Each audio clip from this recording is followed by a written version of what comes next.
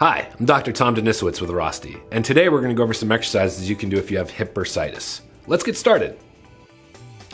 So the first exercise we're going to do is called a hip flexor stretch. If you've got a bursitis in the front of your hip, tightness in this muscle group can be part of the reason that area is getting irritated. So the first thing we're going to do is we're going to come down into a kneeling position with one leg in front of us like a lunge. You're going to keep the core relatively tight, squeeze the glutes slightly, and gently lean into it until you feel a stretch in the front of your hip.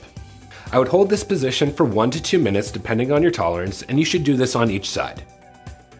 The second exercise we're going to do is the stretch to help the muscles on the lateral side of your hip in case you have a bursitis over there. It's going to help stretch the gluteal muscles.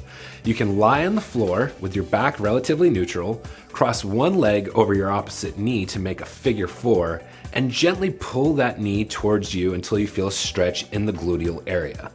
You'll hold this stretch for 1 minute to 2 minutes, depending on your tolerance, and again, you should do this on both sides.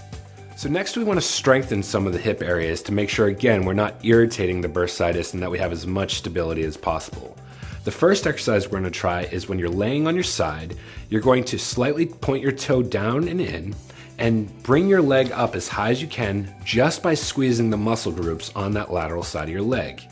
You should feel a slight burn and fatigue, and you can do reps of 5 to 10 depending on your tolerance. If you have pain with laying on your side, you can do a version of this standing called the wall push. Here you would stand close to a wall, bring your leg up towards 90 degrees, and gently push against the wall with the lower half of the leg until again you feel a burn in both sides of the hip.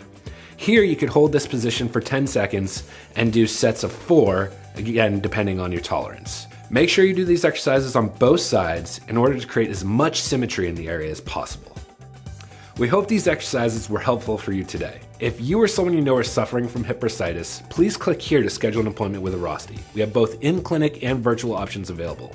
And don't forget to watch some of our other videos, and please subscribe to our channel. Thanks very much for watching. Have a good day.